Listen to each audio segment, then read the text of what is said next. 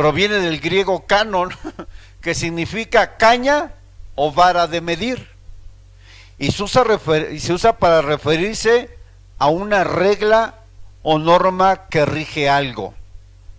Cuando hablamos de la Biblia y cuando hablamos de que los libros que tenemos nosotros en la Biblia pasaron por un canon o fueron aceptados como libros que tenían que estar en la escritura, se habla de que los libros del canon son los libros reconocidos como divinamente inspirados por Dios.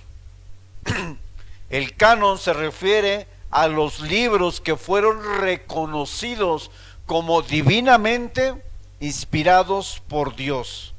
Y esta palabra se refiere a que hubo un estándar, ¿verdad? Una norma que rigió para que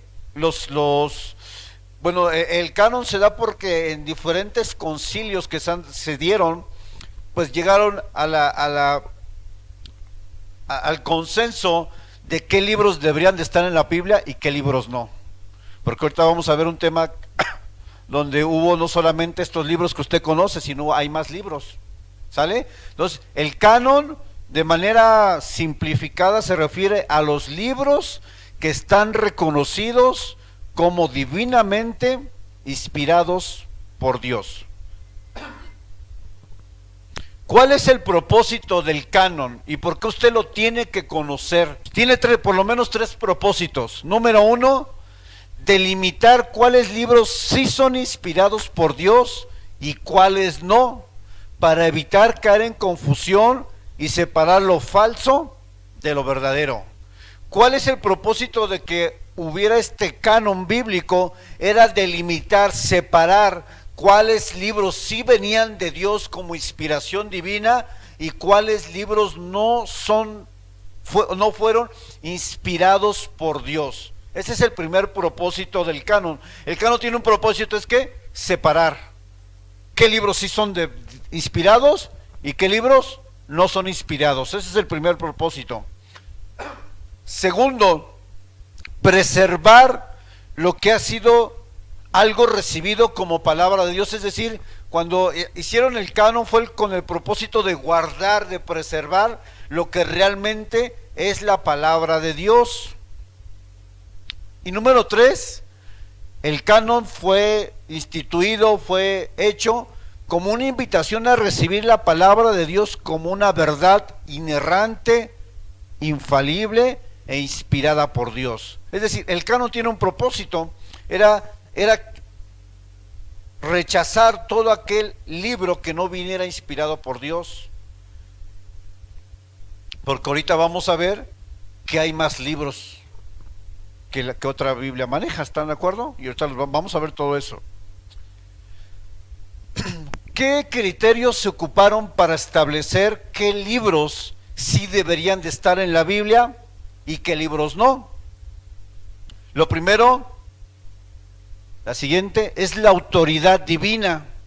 Es decir, que cuando leemos 2 Timoteo 3:16, vemos que Dios por medio de su autoridad imparte o sopla a los escritores para escribir la palabra de Dios. Es decir, lo primero que nosotros consideramos para que el canon existiera es como una autoridad del cielo para que viniera sobre estos hombres.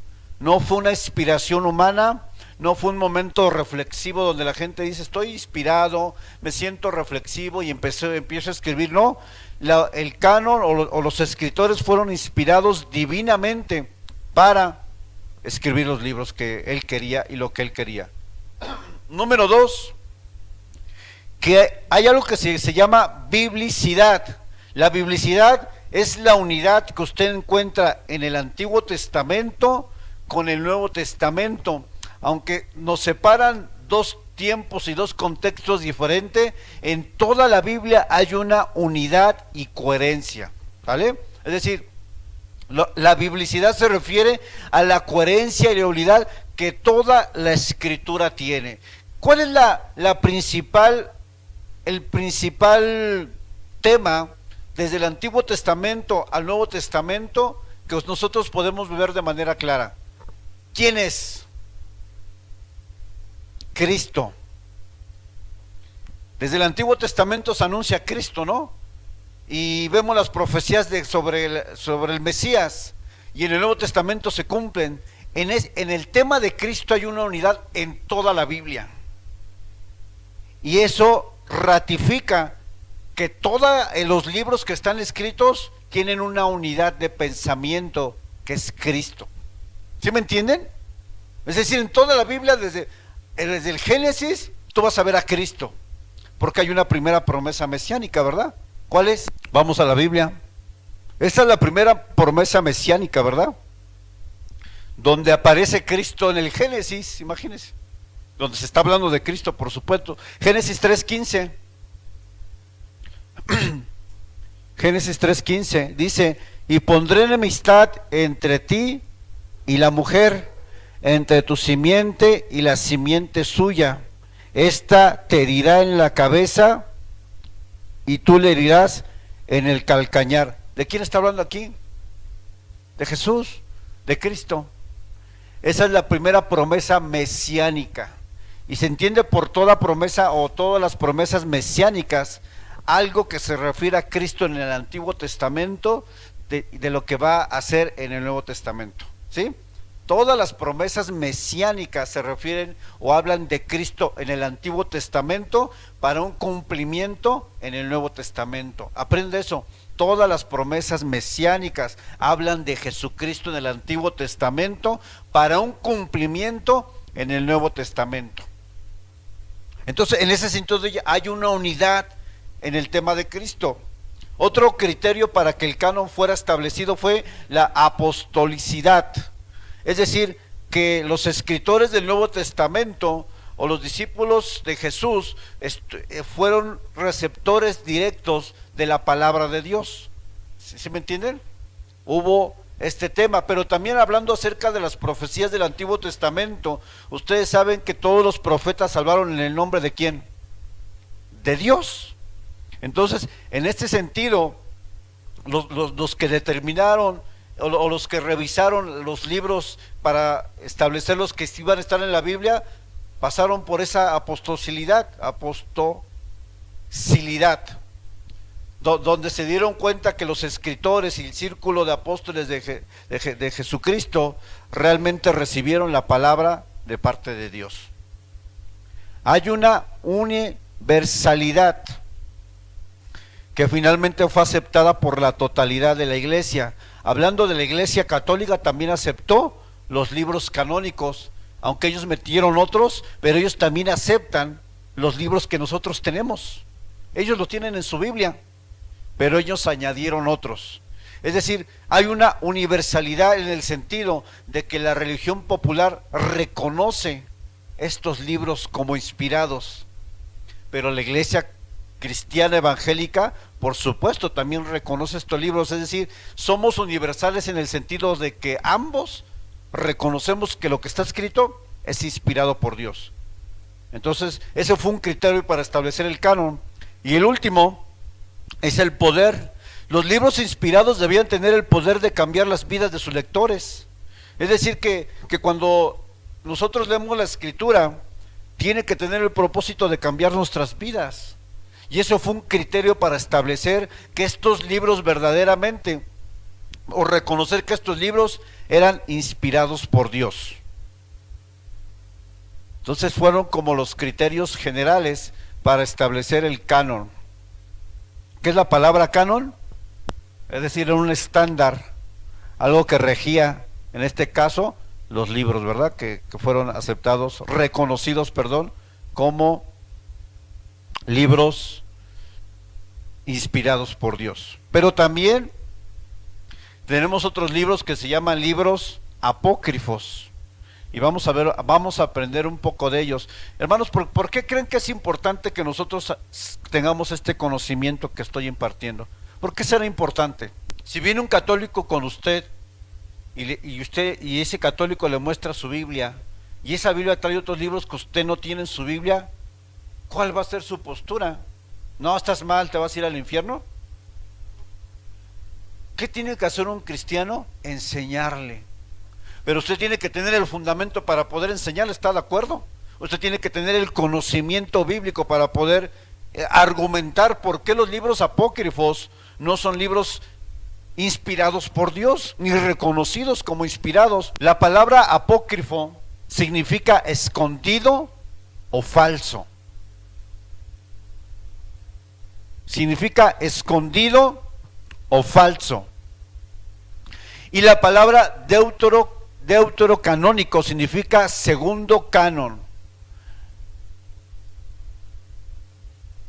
Porque la Iglesia Católica, cuando añade a su Biblia otros libros, se hicieron muchos concilios. Los concilios eran gente que tenía conocimiento de la palabra, eruditos, para determinar un asunto de la fe. Esos eran los concilios. Amén. Entonces, los concilios se dieron, precisamente la Iglesia Católica tiene un concilio para refutar o contraponerse a lo que fue la Iglesia protestante, es decir, que de alguna manera ellos querían refutar lo que la Iglesia ya había establecido. Entonces, por eso deuterocanónico se llama segundo canon. ¿De dónde creen que viene la palabra Deuteronomio? ¿Qué significa Deuteronomio? En la Biblia, ¿qué significa Deuteronomio? ¿No? ¿Alguien sabe?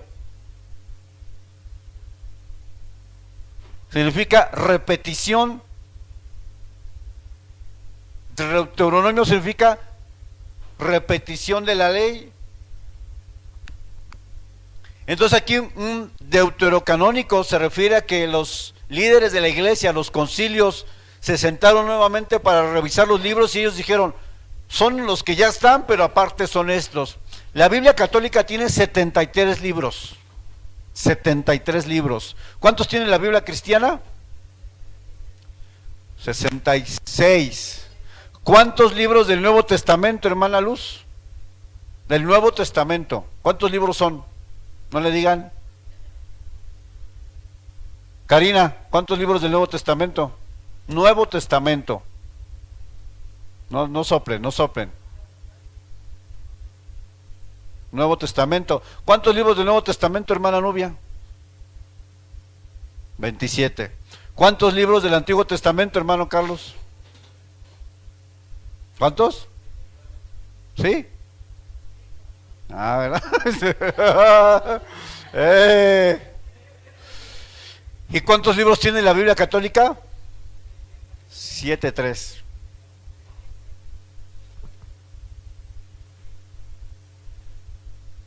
Son todos aquellos escritos que no fueron aceptados como parte del canon, los libros apócrifos. No se aceptan como inspirados por Dios. Los libros apócrifos son aquellos que no fueron aceptados o reconocidos como inspirados por Dios. ¿Alguien sabe cuáles son los libros apócrifos? Tobías, Judith, Sabiduría, Eclesiástico o Sirásida, Baruch y Primera y Segunda de Macabeos. Estos son los libros apócrifos y eso lo tiene una Biblia católica. Ahora, estos libros en general hablan de relatos históricos, son libros sapiensales. ¿Qué es sapiensal? ¿Qué es sapiensal? Cuando yo digo libros sapiensales, ¿a qué me estoy refiriendo? Cuando hablamos de libros sapiensales estamos hablando de libros de sabiduría. Y estos libros, hermanos, son los libros apócrifos. Ahora, hay otros libros, los cuales ni la Iglesia Católica ni la Iglesia Protestante aceptó, y son los libros que vienen ahí, que fueron Enoc y Salmos 151. La Iglesia Católica no aceptó estos libros como inspirados, aunque ellos añadieron otros apócrifos, y por supuesto nosotros como cristianos mucho menos aceptamos estos libros que ni siquiera la Iglesia Católica aceptó como dentro de su canon. Dentro de su canon me refiero dentro de su propio error, ¿me entienden? Entonces, nosotros tenemos que conocer esto, porque el día que usted se encuentre con una persona católica, si usted no sabe, hermano, la persona católica le va a decir, o sea, si una persona que tiene la fe popular y usted le quiere explicar por qué nosotros no creemos en esto, por qué esa persona no debería de creer en eso, usted tiene que tener el argumento para poder explicarle. Ahora, ¿cuáles son las razones para rechazar los libros apócrifos? ¿Cuáles son las razones para rechazar que nosotros no creemos en estos libros que la Iglesia Católica ha añadido a la Biblia? Vamos a ver 3 razones. Pero ahorita te digo, 3 razones por las cuales nosotros rechazamos los libros apócrifos. Y en el momento que usted tenga o que Dios le permita estar en una situación donde una persona católica le pregunta a usted, o viene el tema a colación, viene el tema a la mesa, yo le voy a pedir que usted argumente estas 3 razones con respeto y con mansedumbre, no atacando a la gente, no diciéndole tú estás mal y eso es antibíblico, aunque lo es. Tenemos que tener tacto para nosotros poder argumentarle a alguien que cree en algo diferente o en algo equivocado lo que es la verdad, porque al final, hermanos, usted y yo no vamos a convencer a nadie, y eso lo tiene que tener sumamente claro en su mente. Usted no va a tener un argumento, es que mira, es que aquí esto es verdad, es que te lo estoy diciendo. No es la forma de acercarse a alguien que no comparte nuestra fe. ¿Cuál es la forma bíblica de acercarse a alguien? Expongo lo que la palabra de Dios dice y dejo que el Espíritu Santo traiga convencimiento. Simplemente eres un exponente de la Escritura, no eres alguien que va a convencer a nadie. Amén. Entonces vamos a ver las 3 razones por las cuales nosotros rechazamos los libros apócrifos. Número 1, porque ni Jesús ni los apóstoles hablaron de estos libros. No hay un registro de ellos en toda la Biblia. No hay un reconocimiento de parte de ellos, ni de Jesús mismo, de que estos libros estuvieran ahí. ¿Sí? Número 2, lo que decían ahí, porque son enseñanzas que contradicen la palabra de Dios. En estos libros hay temas como el purgatorio, salvación por obras, oración por los muertos. Y hay un pasaje en Tobías, no lo busques, Tobías 6, versículos 7 y 8, donde se habla de una persona endemoniada y la escritura ahí en Tobías dice que ante el ataque de un demonio, la persona debe de quemar el corazón o el hígado de un pez para ahuyentar el demonio. Eso es lo que dice Tobías. Y eso va totalmente contrario a la palabra de Dios. Obviamente nosotros sabemos que eso cae en hechicería, eso cae en espiritismo, pero eso lo dice su Biblia, ¿usted cree? Otra razón para rechazar los libros apócrifos es la forma en que están escritos, dejan ver que no son inspirados por Dios. Vamos a ver un pasaje ahorita, espérate, un pasaje de un libro de estos apócrifos, y después de que yo lo lea, usted dígame qué piensa. Sabiendo que usted conoce la palabra, por supuesto. ¿Qué dice ahí? El siguiente. Macabeos 15:38. Si está bien escrita y ordenada, esto fue lo que me propuse. Si es mediocre y sin valor, solo eso fue lo que pude hacer. ¿Qué percibe de este pasaje? Pues que se vanagloria, o sea, que dice que lo que se propuso a sí mismo. Lo que yo. ¿Y eso es contrario a qué? Totalmente a la palabra, ¿no? ¿Qué más encuentras? Levante la mano para que le pasen el micro. ¿Qué más encuentras en este pasaje, hija? Que es contrario a lo que nosotros conocemos, por supuesto. Como que es muy alá y se va, como de, ay, pues si salió bien, qué bueno, y pues si no, pues bueno, da igual bien. ¿Cree que cuando hablamos de inspiración divina, cree que Dios iba a inspirar esas palabras? Está hablando totalmente desde su humanidad. O sea, esto fue lo que hice y si me salió bien, bien, y si no, esto pude hacer, o sea, esto fue lo que me dio para mi capacidad. Y a lo mejor estaba hasta tomado. O estaba dolido, o estaba en algún momento de su vida que...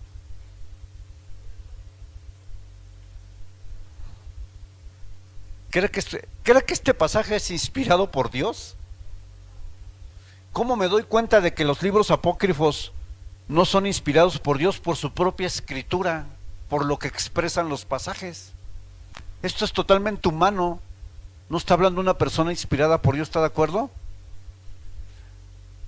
Y si nosotros investigáramos más, nos daríamos cuenta que en los libros apócrifos hay muchas contrariedades que van en contra de los principios bíblicos. Hablan del purgatorio, hablan de la salvación por obras, y eso es totalmente contrario a nuestra fe. Pero si nosotros no tenemos, o sea, si nosotros no buscamos la forma de prepararnos, y hermanos, esto, si usted lo toma en serio, esta es una preparación muy seria, hermanos, porque no se le está dando cualquier cosa. Esto es de seminario. Esto no es una clase así como que, ay, bueno, es lo que yo les quiera decir. ¿Sabe cuánto tiempo me llevé para investigar todo esto, hermano? Horas. No es una clase improvisada, no es una clase que... ¿Por qué? Porque si usted en algún momento Dios le permite estar con un católico, ¿qué le va a decir? Y si el católico le dice, oye, yo veo que en tu Biblia tienes menos libros, ¿por qué? ¿Qué le diría a usted? ¿Y cómo sabes que los libros que tú tienes en tu Biblia sí son los inspirados o son los correctos? ¿Y cómo tú sabes o cómo tú me puedes decir a mí que los que yo tengo no? ¿Qué le dirían? No, es que yo creo que jamás digan yo creo. La Biblia enseña en 2 Timoteo 3:16 que la palabra es inspirada por Dios. Y empieza a argumentar desde la palabra, no desde lo que usted cree. No, es que yo una vez escuché, es que usted tiene que sacar de su vocabulario palabras que estorban a la verdad.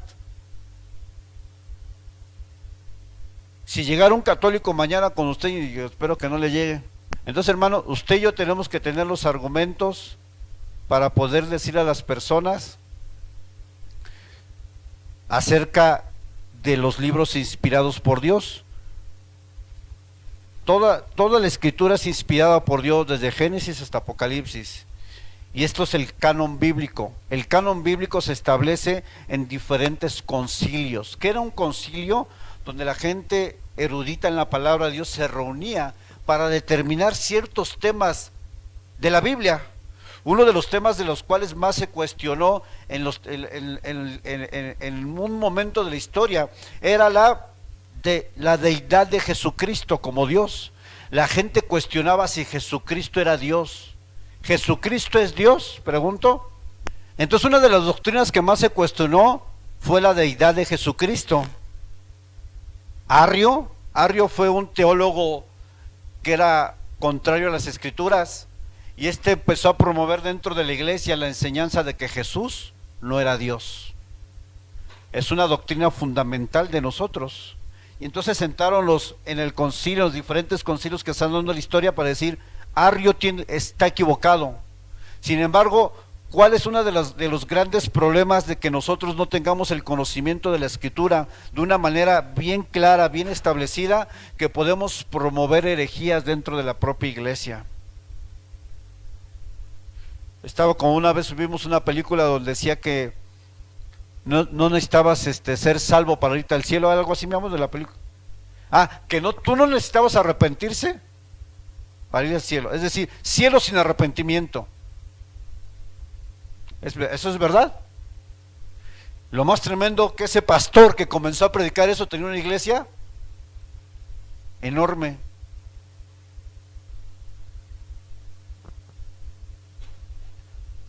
Y eso estudiar la Biblia, hermano, nos protege de nosotros mismos y de la ignorancia. No solamente eso, estudiar la Biblia seriamente te habilita para enseñar a otros y corregir en amor. ¿Usted sabía todo esto? Tiene que conocerlo, porque en algún momento Dios le va a permitir sentarse a la mesa con un católico, y si sale esto al tema, ¿qué va a decir? o la misma familia. Entonces, ¿cómo nosotros podemos cerrar este tiempo? Con un versículo bíblico, precisamente. Gálatas 1:8. Mas si aún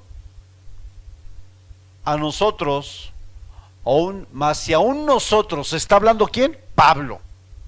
Mas si aún nosotros, o un ángel del cielo, os anunciare otro evangelio diferente del que os hemos anunciado, o sea que, y dice ahí, ¿qué es lo que quiero decir con esto? ¿Qué es lo que quiero dar a entender?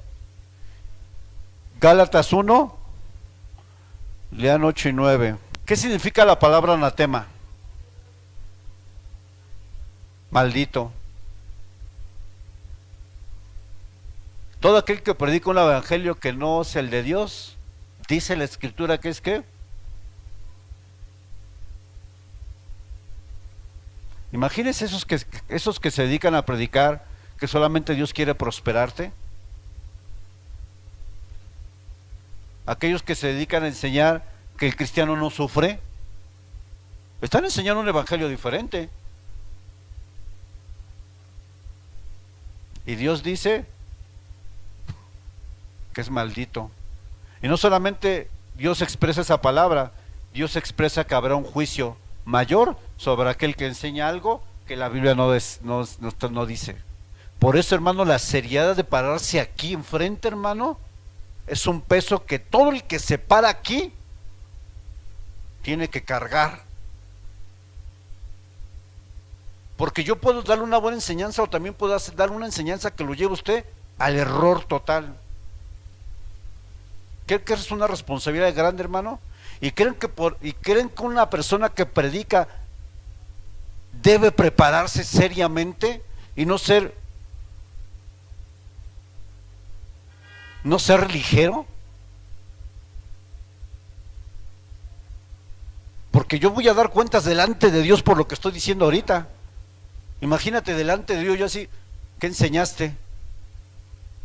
No, es que pues no tuve tiempo de estudiar y hay lo que me reveló el Espíritu al momento. ¿Eso qué? Eso no justifica mi pereza, no justifica mi compromiso, no justifica mi falta de diligencia para ser serio con el estudio de la palabra. Porque una persona que se para aquí a improvisar, hermanos, con todo respeto, debe bajarse del altar. Es que ya llegué y hay lo que el Señor me diga. Salgamos de ese tipo de pensamiento, porque muchos así suben. Hay lo que Dios me diga al momento. Dios es un Dios de orden, dice la palabra de Dios.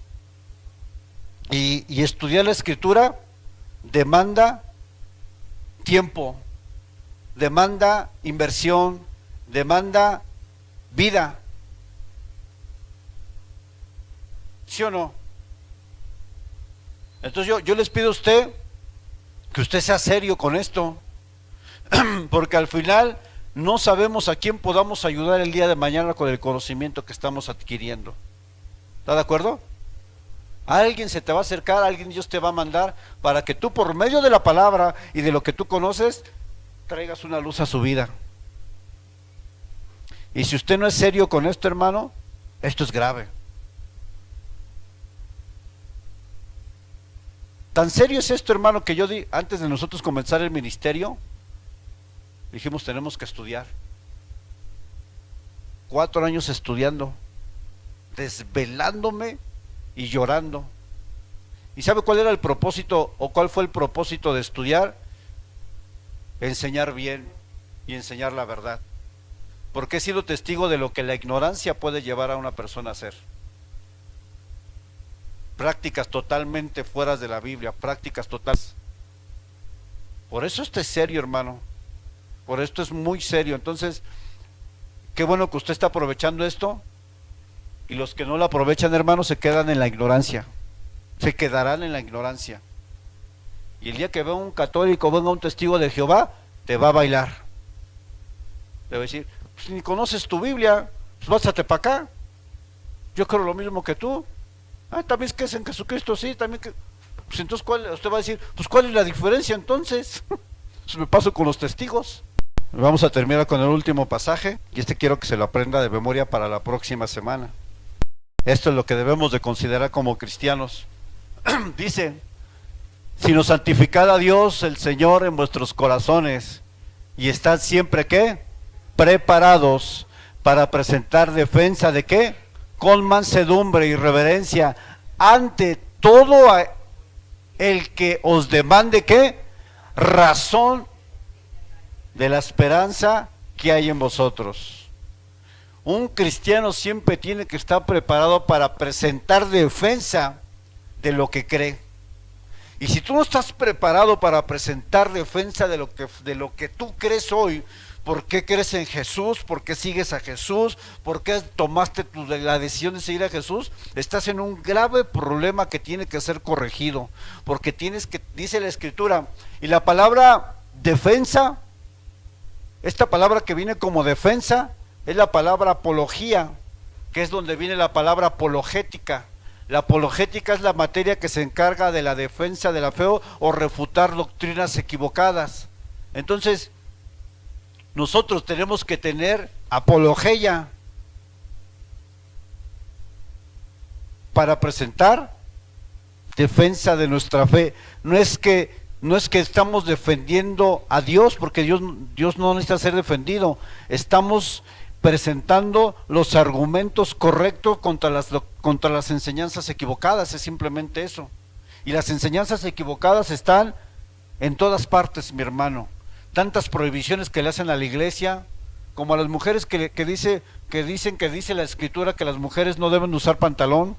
Eso no lo dice la palabra, pero es una enseñanza que se promueve, y es una enseñanza que trae muchas veces condenación a las personas por ignorancia.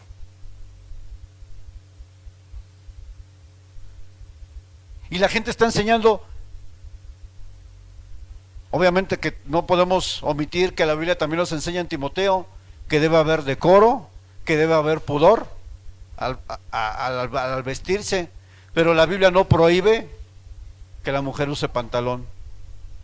Y eso lo han enseñado en muchos púlpitos. Pero ¿sabe por qué pasa eso, hermanos? Porque el que enseña no se prepara, no escudriña. A mi esposa la estaban mandando al infierno porque trae su pantalón del uniforme, del trabajo.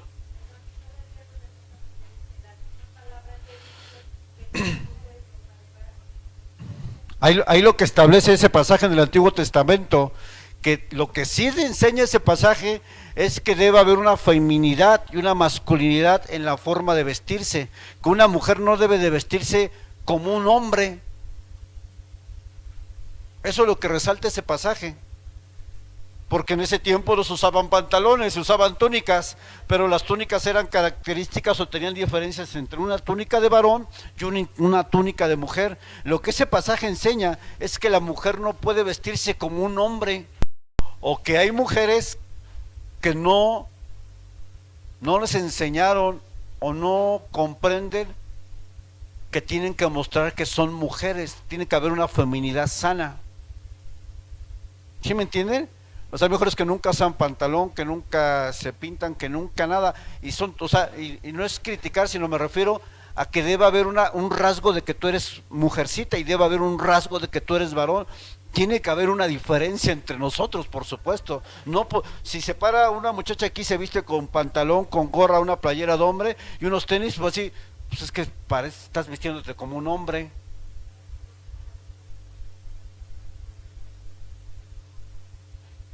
Y si tiene el cabello corto, entonces lo que la Biblia enseña es que tiene que haber rasgos característicos de una mujer. No prohíbe que uses pantalón, pero eso es ¿por qué? Por la ignorancia del que predica y enseña, y la ignorancia del pueblo. Tiene que estar preparado para presentar defensa de la fe que usted ha creído.